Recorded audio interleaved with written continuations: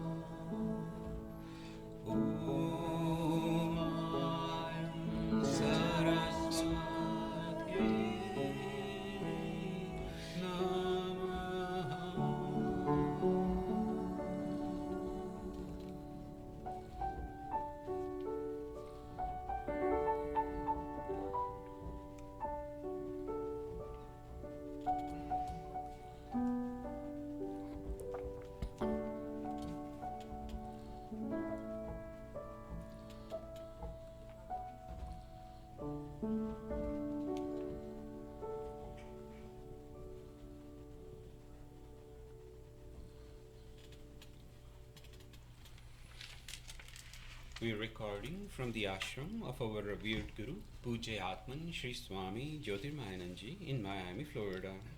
Today is October the 2nd, 2018, Tuesday evening, and tonight Swamiji will be lecturing on the Yoga Vasistha. This is series 2018, class number 78. And now Pujya Atman Sri Swami Jyotirmayananda. Om Brahmanandam Param Sukhadam Kevalam Jnana Murtim Dvandvatitam Gagana Sadrisham Tattvamasya Lakshyam Ekam Nityam Vimalamachalam Sarvadhi Sakshi Bhutam Bhavatitam Trigunarahitam Sadgurum Tam Namami. Om. Adorations to Sadguru, who is Brahman, the giver of supreme bliss, embodiment of pure consciousness, one without a second, vast as the ether, infinite, eternal, beyond the three gunas and their modifications, the supreme preceptor. Yoga Vasistha Utpatti Prakarana, and we are in the section 100, 10%.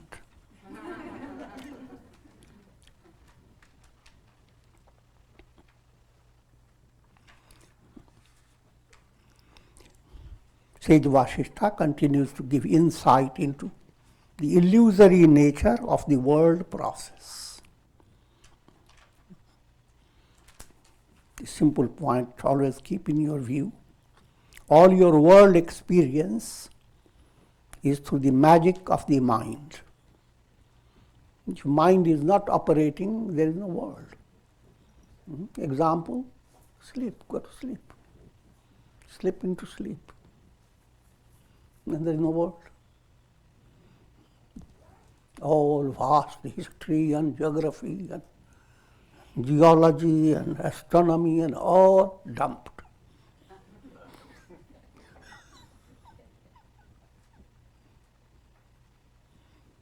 And that's the goal of life. To attain that revelation of the truth. The I am in you is not the real. The I am illusion goes on experiencing this vast world.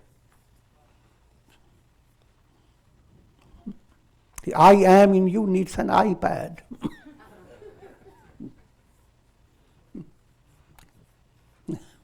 And the magical world has provided your nervous system. So I will not go into that detail. But the ultimate goal is to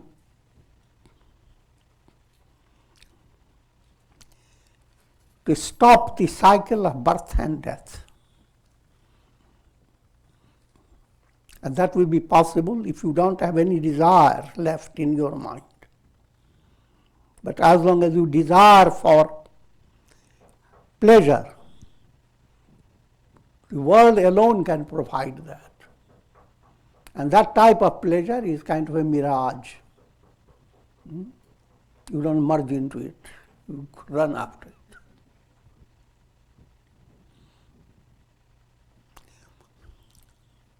And more clarity will come as we go on. O Rama, for the wise who possess intuitive intellect, this world is the world as well as the concepts of bondage and release are as illusory as the phenomenon of snake in rope. Simply meaning all this, what we call Brahma Satyam Jagana Mithya. Brahman alone is real and all this is illusion. For easy understanding, when you are sleeping on your bed and you are entering into a big dream world, a dream world is unending, without beginning, without end, it's a big illusion. But in spite of all your experience and wanderings in your dream world, Nothing is real from there. You wake up, not a needle point of the dream experience comes to your hand. Similarly, this is just an allegorical illustration. The enlightenment is to develop that inward revelation that all that you are experiencing through your mind, the immense data of the universe, all that is a magical play of thought waves of your mind. Just like in your iPad, all that you see in your iPad is a magical play of your finger moving this way, that way, that way. And finger moving is same like vrittis in your thought waves. So one little change in your thought wave and you are having a totally different vision of the world. So vrittis are not described as waves, but not exactly like waves. They are like whirlpools.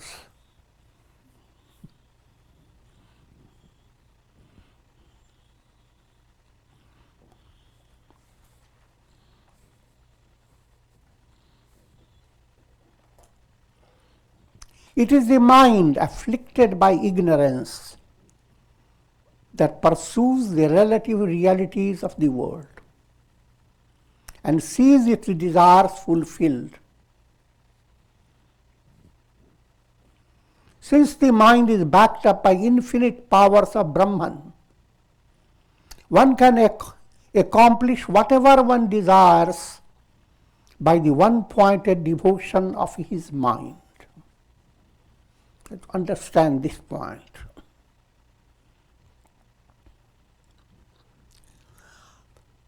It's a good news, bad news, both ways. Good news, whatever you desire, and whatever is your imagination about your success. You want to live in a city where people have two heads. No amount of your thinking can justify it. But this creation is very unique. We are just accustomed to humanity on the earth planet. Imagine the vast universe and souls adopting different types of bodies. So if that is your idea, you will find it. Nothing is impossible. Further, the world is a projection. If you are doing projection work, you can choose any type of projection and we can interject into it. The screen doesn't mind. The screen sustains everything. Brahman is the sustaining force, reality. And because of that sustaining absolute Brahman, the powers of the mind have no limit, by powers implying all that you can experience through your mind. Your karmas can bring about, through your mind you create your karmas. And your karmas can bring about amazing things. There's no end to it. Only it requires abhyasa and vairagya. Whether you want positive or negative, abhyasa and vairagya is the mantra. You want your anger to succeed, continue your abhyasa. Be angry for smallest thing.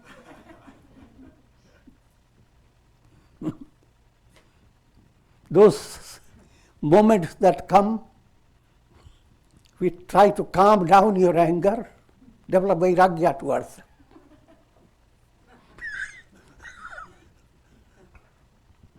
So this is a demoniac way. Abhyasa and Vairagya.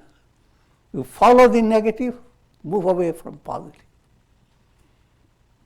The healthy way, follow the positive, turn towards light, and continue to shed darkness. That's Abhyasa and Vairagya. And again, coming in a very practical way, whatever you go on insisting with your mind, day by day, you go on, so many things you think about, but ultimately what happens? A resultant develops. Think of in mathematics, you might have read. A boat is in the river, and it is being pulled by different ropes from different directions. It looks like it's being pulled in all directions. But the boat will move as a resultant of all the forces that are put on it. It will move to the east or the west or one direction as a result of all the forces that are around it. Your mind flows that way. So therefore, when people say, oh, I have been meditating that way, why is it not coming to me? The fact is, mind has fooled you.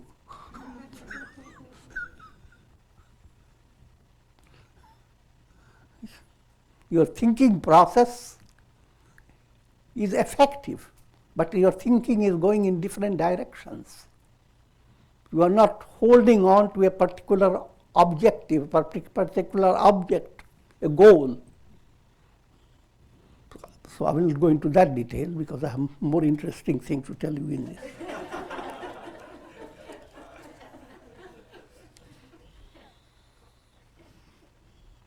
From Brahman, first there arose the mind. This again just a series, not a mathematical description.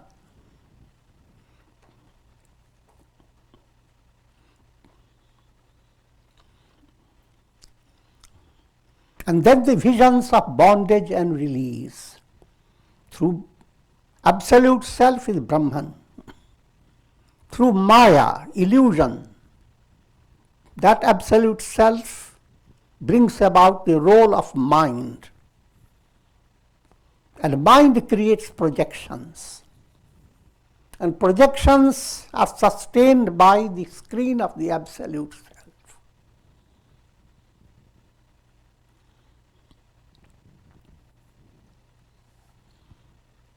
And those projections go to bring about numerous worlds. You could put it both ways. Realistically, see the numerous stars. Vastness of the universe is beyond imagination. And from more subjective point of view, the world means the field of your experience. Bhutakash. You are experiencing in this practical world, physical world. But physical world is not all that world. Your world of your feeling, your thoughts, that world is much vaster than the physical world. That's called Chittakash.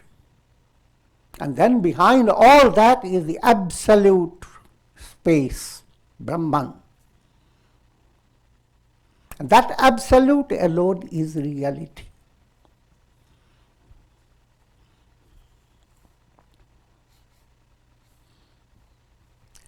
This entire creation is like the tale told by a nurse to a child for mere amusement. This is the news I was going to tell you.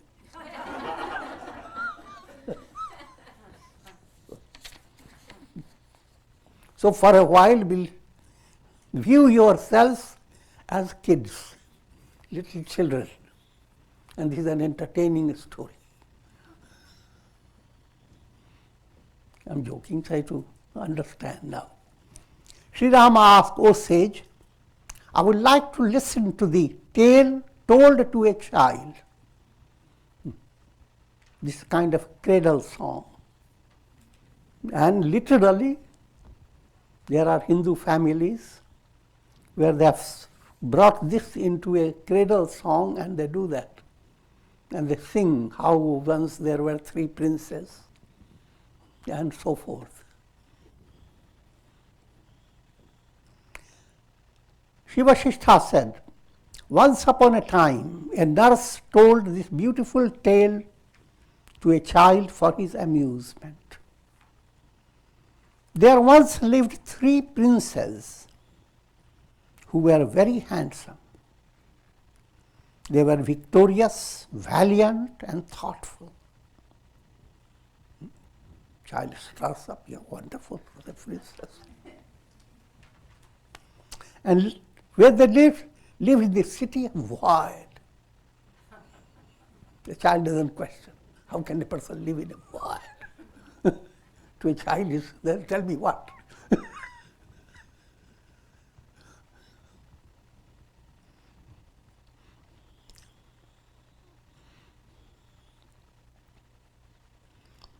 Two of them were never conceived, and the third was never born. That's the description about the princess.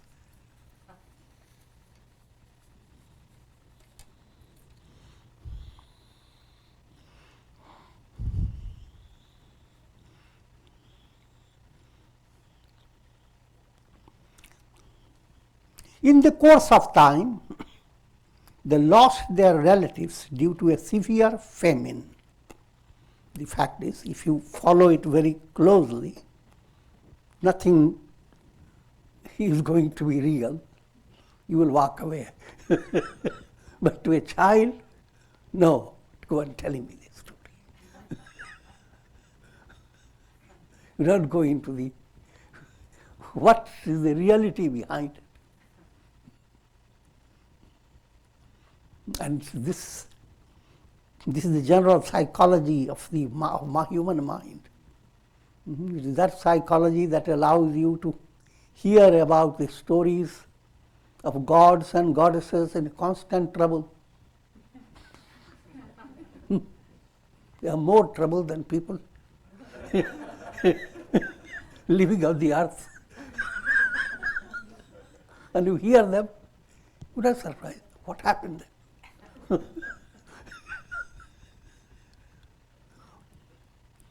So I will not distract you much. Let me go through this story. In the course of time, they lost their relatives due to a severe famine that befell their country, and so they set out in search of another country. They left the city of void and moved onwards.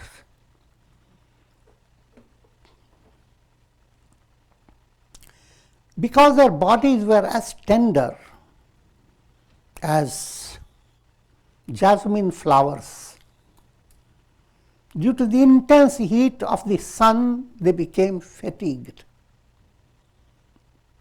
Their feet began to be scorched by the burning sands. In the course of their weary journey, they found 3 trees full of leaves, blossoms, and fruits. The story is being told. They goes through a tremendous hot atmosphere, and what shelters them is a tree.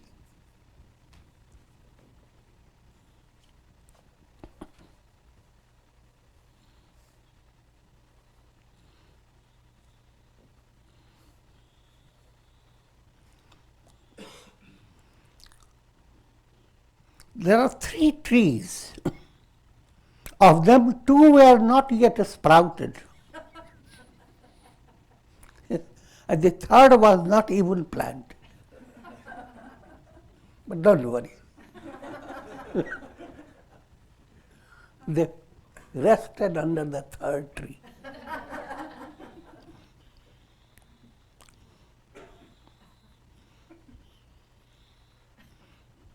They rested even as Indra, Yama and Vayu would rest under the Parijata tree in heaven.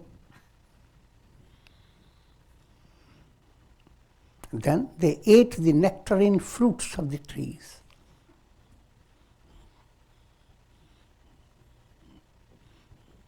Of course, they don't elaborate at this stage, but I can fill in. 3 big fruits they ate.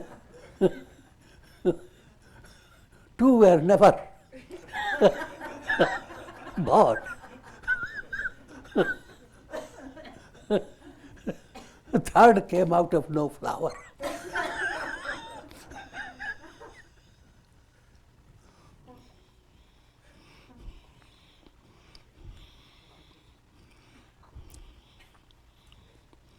When noon came, they saw 3 rivers surging with waters of transparent water, waves of transparent water.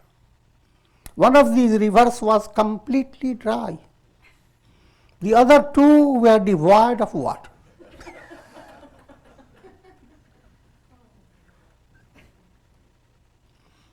They took a bath in the first river and felt very refreshed.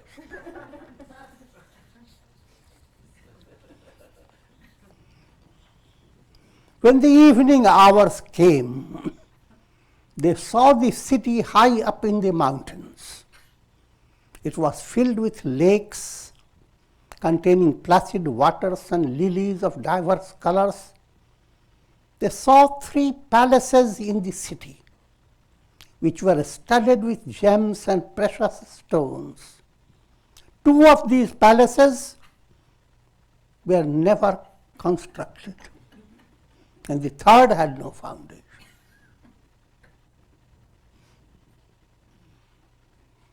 And the child said, "Tell me more."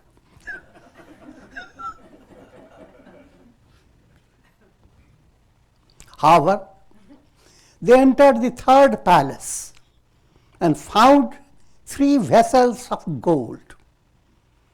2 were broken to pieces, and the 3rd was crumbled to dust. It was not broken, so that's good news.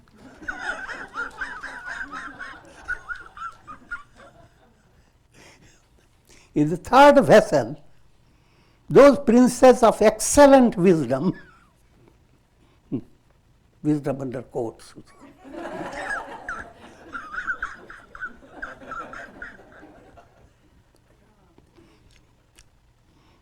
cooked rice. They had 99 plus 1 minus 100 grains.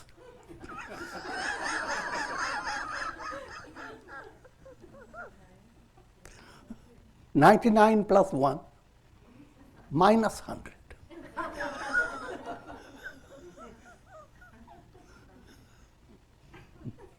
The child thinks, oh, it's big, many, lots of things they had to cook. So tell me more. When the rice was cooked, they invited 3 Brahmin priests as their guests. This is the righteous culture in Hindu. You share your food before you eat.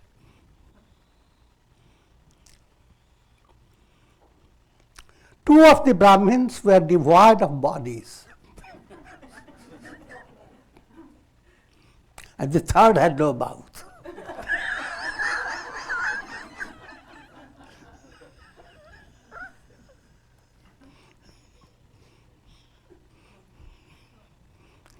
Now this 3rd one ate 100 grains of rice. And the remaining was feasted upon by those 3 princes.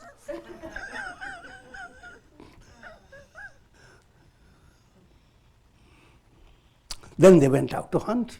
Now after all the food, etc., They must have some entertainment.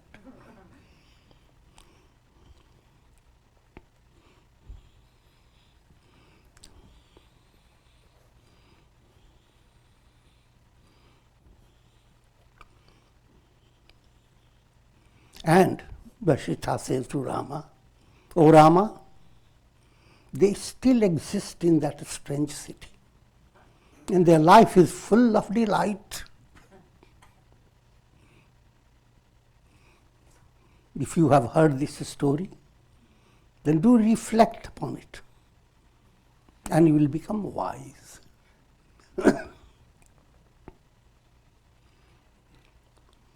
Vasistha continued, "O Rama, much like this story, this world exists only for the thoughtless. But to the wise, the world is a mere manifestation of the thoughts of the mind. All this is mental projections. And you are not meant to just live in your mental projections, because they are like those three things. One that never conceived, two never sprouted,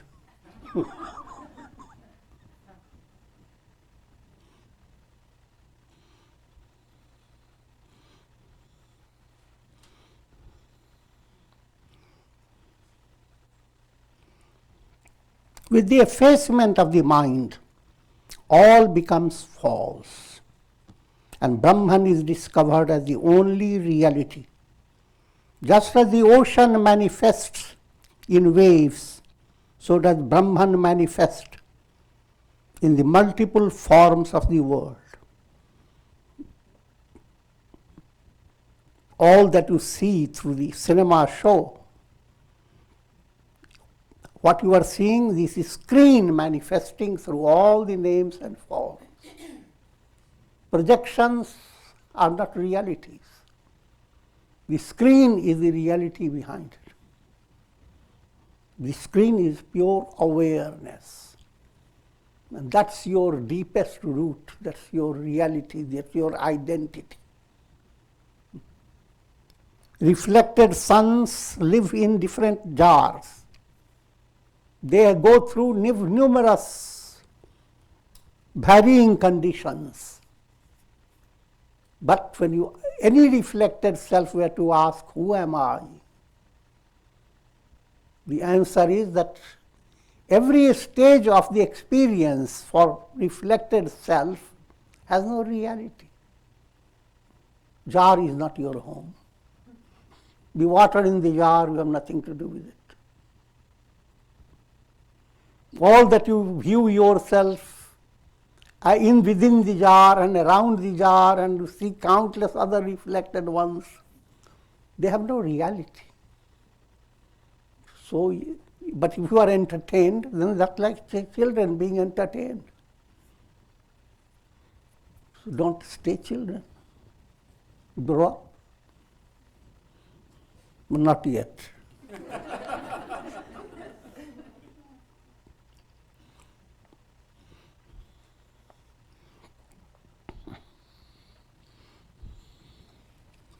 The three princes are products of Maya. And what are they? Ishvara, cosmic creator. Jiva, individual soul. Manas, the mind. A subtler meaning is being given to you. None of the three is reality. Brahman through Maya is viewed as God the creator. When you come to realize creation does not exist, your idea that someone created it, that becomes illusion.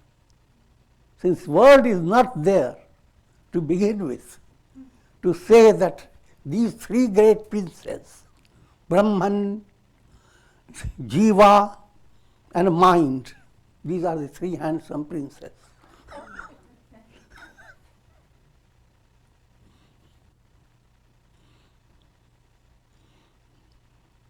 None of the three is reality. The world is a city of void. And this whole world you are experiencing is like the world in your dream. That world is completely void. There's no space there. The only space you have there on your bed is for the mosquitoes. I'm joking. As well as it's realistic. The three rivers are the three gunas of nature, sattva, rajas and tamas. The three trees are the three purposes of life. Dharma, artha and kama. Dharma is ethical value, artha material value, kama vital value. All those values you go after, not realizing you are the source of all values. You are Brahman. When that realization comes, these four purposes become illusions. Na dharmo, na artho, na kamo, na moksha.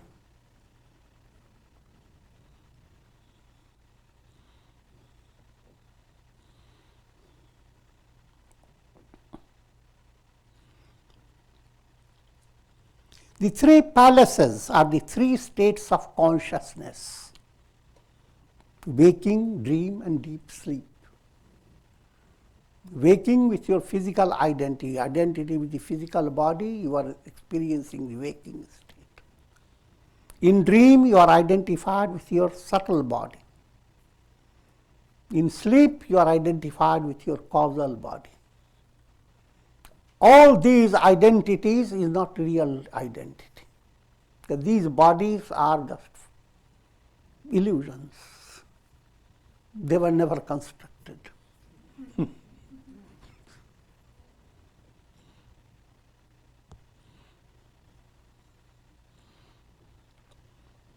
The enjoyments of the world are devoid of substance, like the illusory grains of rice. You think you are gaining it, but you are gaining in a mathematically deceptive manner.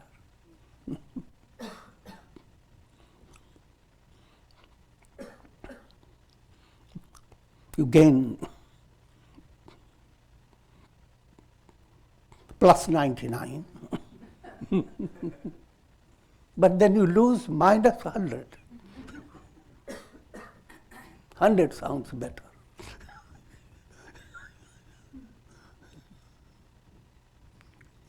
In other words, you are not gaining anything. All worldly attainments, not a single needle can you carry. That again is allegorical. All worldly attainments are not real attainments because they are not real. Even the idea you are the body is not the reality.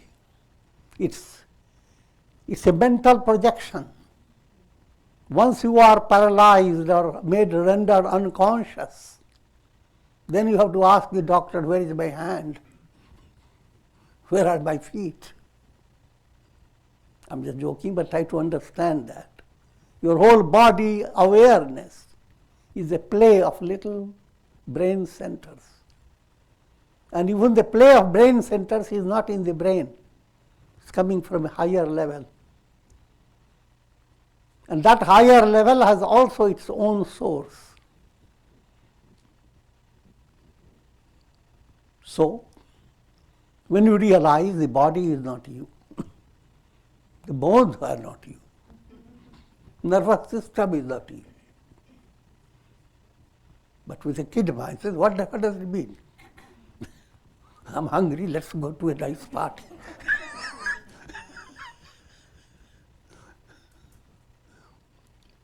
Given in a humorous way, but the idea is to understand all life and various practical realities that you face first to understand they are in the realm of illusion. And your goal is to go beyond. But that doesn't mean that you should suddenly shut your eyes to all of them, because that cannot be possible. That aspect will go later.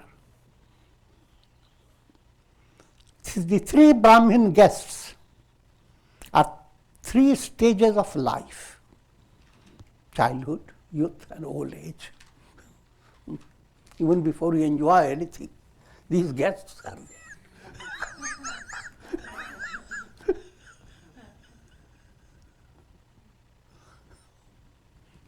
And they don't exist.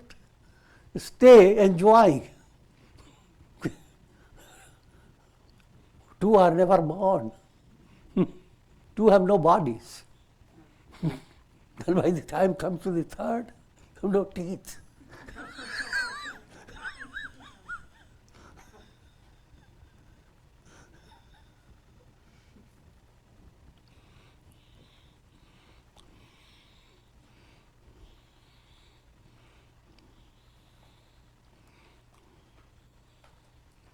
Thus, although this world process is woven by the fabric of illusion, you can see fabric of illusion.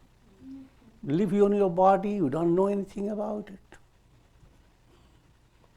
How things move, live in a world, you know nothing about it.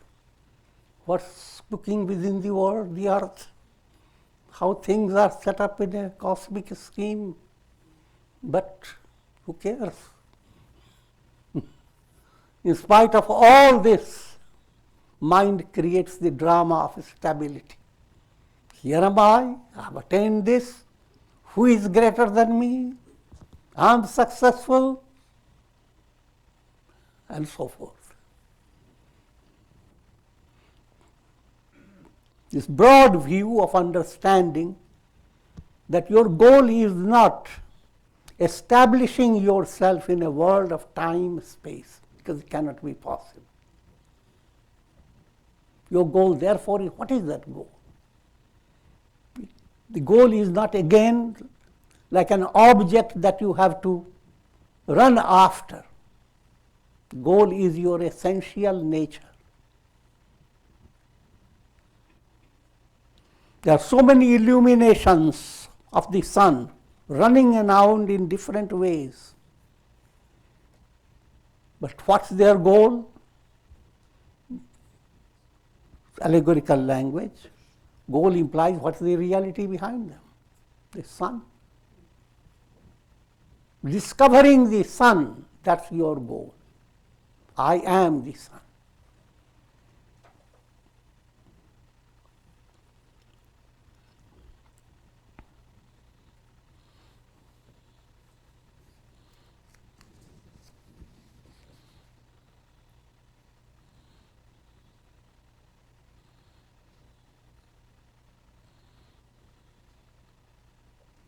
Thus, although the world process is woven by the fabric of illusion, yet the mind, being overpowered by Maya, continues to be entertained by empty promises of this world.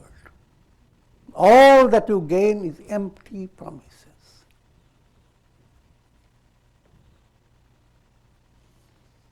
Just like the child who was amused by listening to the story told by a nurse. But behind this whole story, there is a nursing purpose. Through this process, the soul that really receives nutrition is led to satsanga, practices integral yoga in life. Instead of just doing actions, develop the art of karma yoga, how to make the actions bring about purification in your heart. So do not do your activities with a mind that says, oh, you have no choice, you have to do it. You are driven to do it. Same karma, you are doing it with that type of mind. is creating a negative movement, a discordance in your personality. Negativity does not exist as a reality. It's called asur. In musical way, sur is that wherever you are in good chord, accord with all the chords. And asur, there is no attunement. You are out of harmony.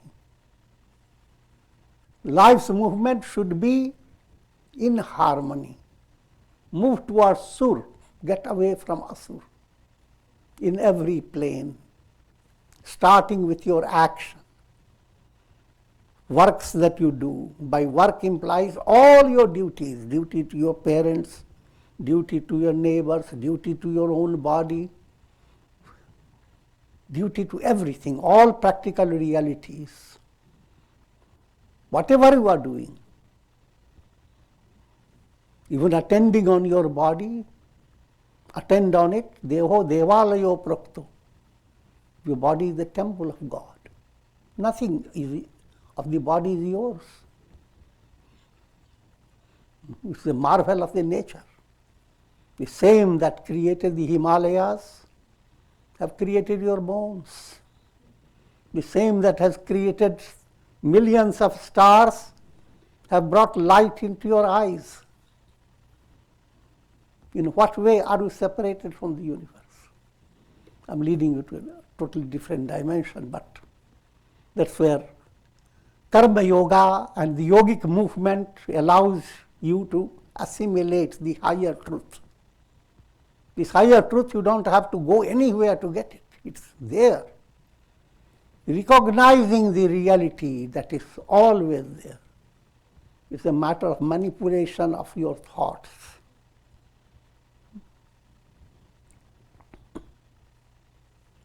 So, as I was describing integral yoga, your action, instead of bringing to your mind stress, it should allow your heart to feel joyous. You are being led by God within you. Then action becomes karma yoga. And from another angle, from a practical point of view, you become much better physically, mentally, and the world around you receives great blessings. Any good person doesn't stay good for himself. Many goodies go to many people.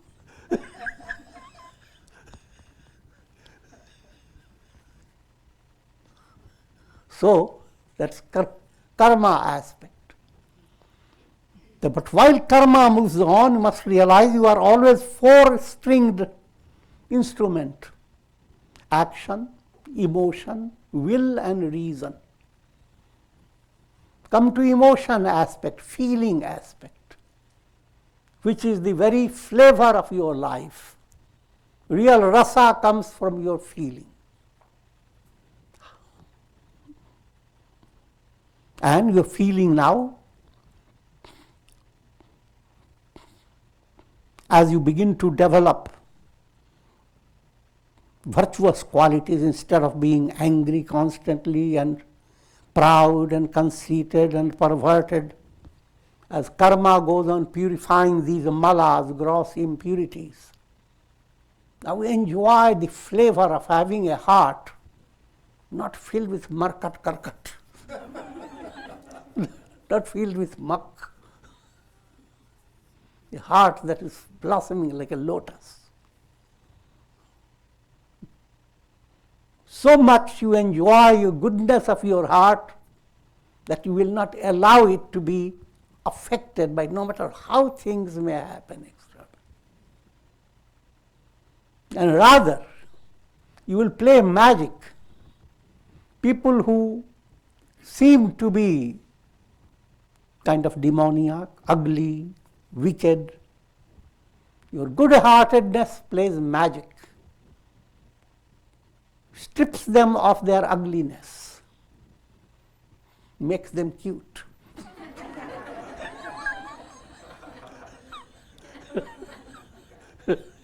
A tiger comes, a tiger cub comes to you with mouth like that.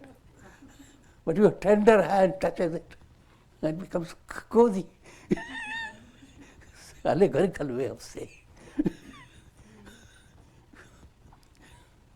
Bring that with the world. But all that requires a lot of patience and lot of your vigorous, profound understanding. And that's the challenge of life. Be a mountain climber. Not a descender into dump.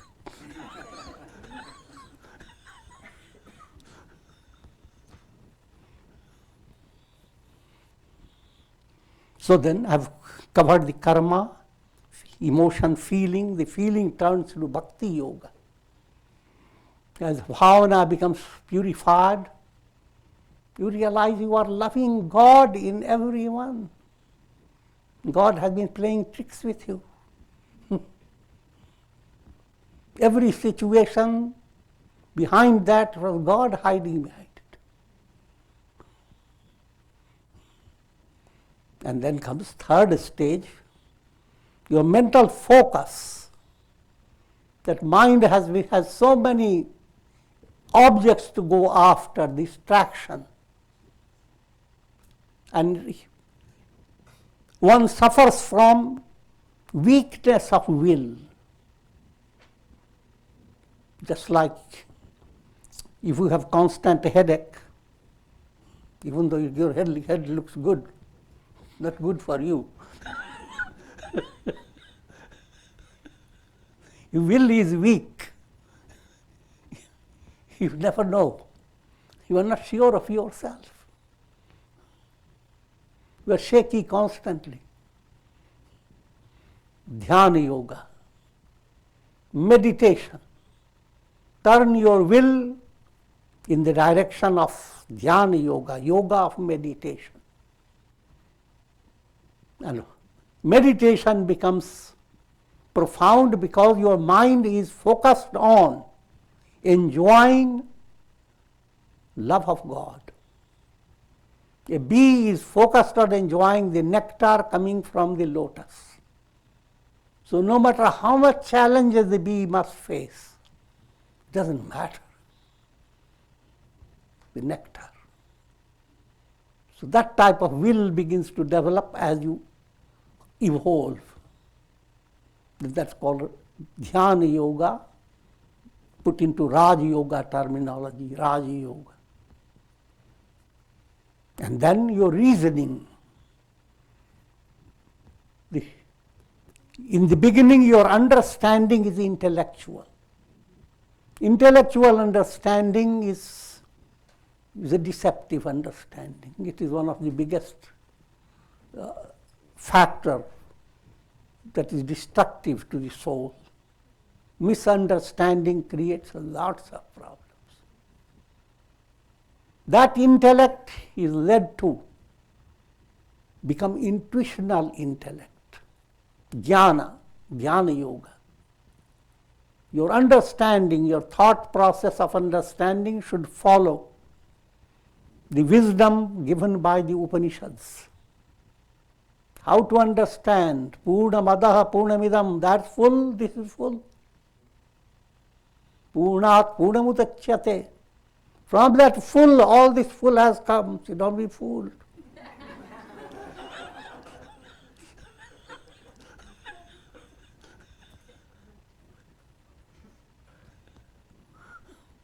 That understanding has to enter your intellect level. When these four are not in steps, they are all together. And each one supplements and complements each other. You are developing bhakti, it will supplement your karma. Your karma will come greater karma yoga. You are practicing dhyana meditation, your action will become more enriched in karma yoga. You are doing good karma, it will enrich your devotion. It will pave the way for your dhyana and attainment of jnana. All the four are interrelated, helping each other. And if you become perfect in any one of the four, all the four have reached their climax. Because these four are not four, one movement with four aspects. And that's the subtle teaching, that's the real teaching behind this story told by a nurse. So if you don't involve yourself in this integral movement, then you will stay a kid.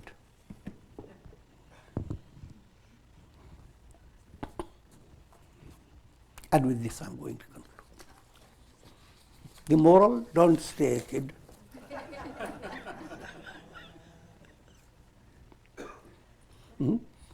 But even as a kid, enjoy this story. It will give you rest and good sleep.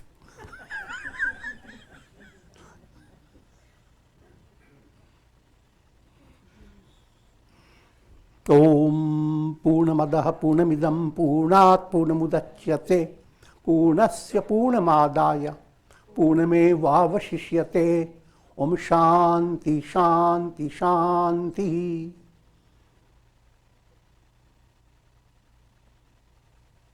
Om Hari Om.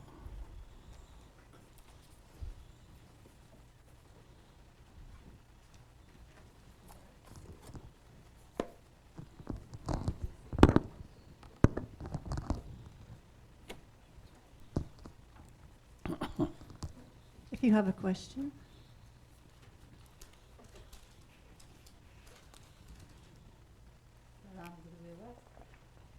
Gurudeva, three preachers, unreal, Gurudev said, in which Brahman was also included, Jiva, mind, Brahman was also included, Gurudeva. Ishwar, Okay. Jiva and mind. Brahman cannot be included. Brahman is the reality. That is right, Gurudeva, but So- it said like that. No. Ishvara is a same Brahman playing the role of creator. But that role is not real. When there is no creation, why creator? Thank you.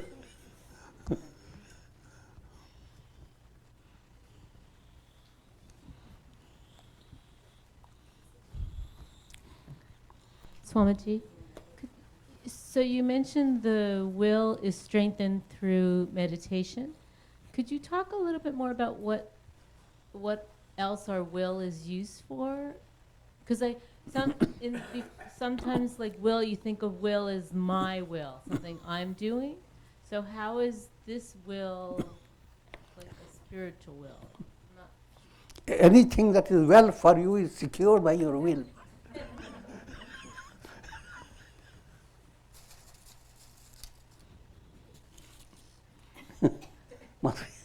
Practical point of view, even the smallest thing you want to do, will is behind it.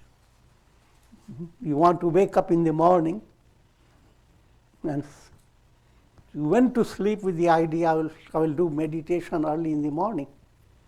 But then by the time you are enjoying the morning and it becomes more cozy, then what happens? Your will has weakened. Though your idea was good, intellect was correct, but will is weakened. So therefore you will say, I will do it tomorrow. Today let me enjoy it. I'm just giving you a simple illustration of weak will. Similarly, apply it in many other areas. You may have clarity, but what happens? People lack success because the will becomes weak and they don't know how to strengthen it. And how to strengthen is not the ego's job, an advanced point of view. In the early stages, you don't know. You have to, by regular effort, by your own experience, you push yourself. And as you push yourself, will is needed. But when you begin to understand the role of will and how can you allow that to grow like a big tree with a, then that comes the integral yoga. And when your will becomes directed towards, may I attain enlightenment, then it's called Satsankalpa. Will is term sankalpa. Normal sankalpa is wavering sankalpa. But when it becomes secure, that even though you are far from enlightenment, or no matter where you are, you have something with you that will continue to lead you on. And again, it doesn't come all at once. By your sadhana, you are allowing that will to become stronger and stronger. And as that will develops, you do not view yourself possessing the will. You view yourself an empty channel, and you are doing the will of God. So it is not ego's will. As long as evil is under ego's definition, your willpower is shaky, because ego cannot handle that. Ego illusion begins to dissolve. Divine will begins to operate. And there is no loss in it. Good people enjoy success.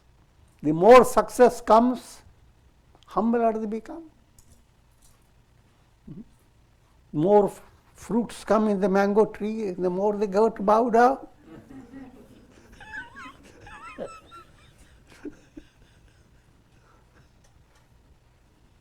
So if we're looking to do something, I guess I'm looking in our regular life about the source of the will. I mean, ultimately, of course, the source is God, the divine.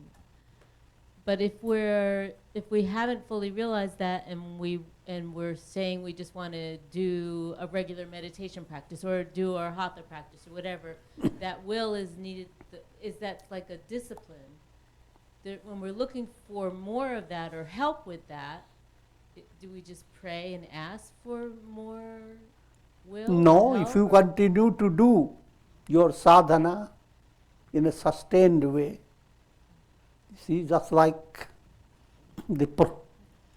you have a house full of muck, and now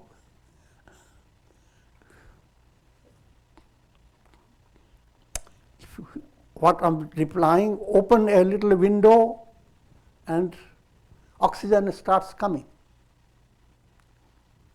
First stage of will is your ability to remove little muck.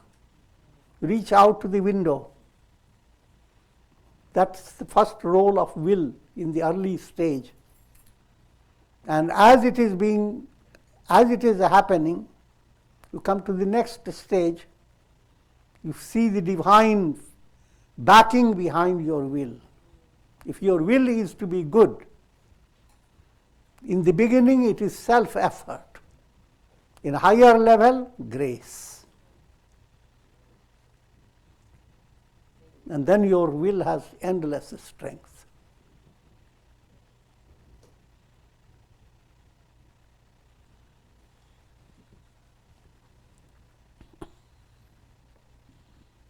Pranam Guruji, what's a nice metaphor or example of intuitive intellect, or an example of intellect versus intuitive? Just let me give you the same story of elephant and the blind man. Blind men studying elephant. They go after every part of the elephant, and they create their evaluation of the elephant. They touch the ear. The elephant is like a winnowing fan. They touch the body, elephant is a wall. And touch the tail, elephant is a broom.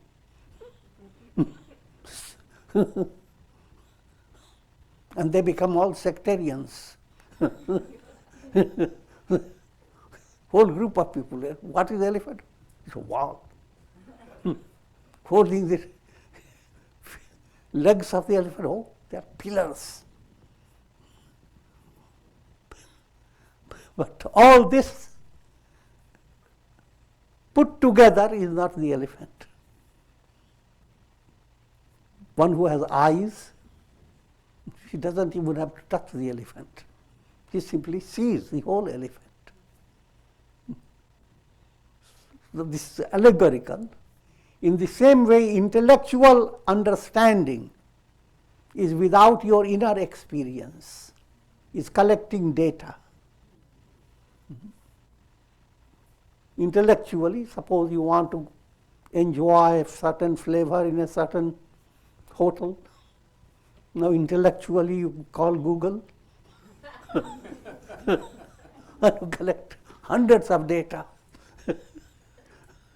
No matter how much you have collected, you have not taken even a pinch of the taste. But when you actually go there, allow your own evaluation led by your own purification, automatically will choose what is right if you are moving in the right way. So that movement will let you not stay with intellectual concepts, but let you to the source of your intellect, an intuitive movement to the highest truth. And that becomes sahaja, spontaneous. Intuition is a act of revelation. Intellectual movement is an act of effort. Thank you, Guruji.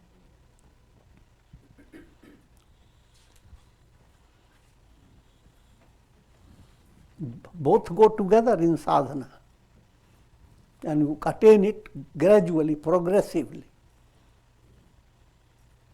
Intellect-based understanding is with perspiration. Okay. Yes. Can you just talk about if there's any preparation we can do or for Navaratri, like as we're preparing now? Eat a little less because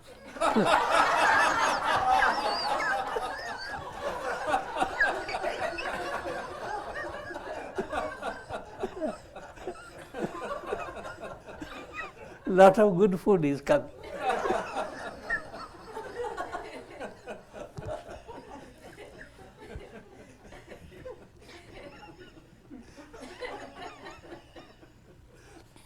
Okay.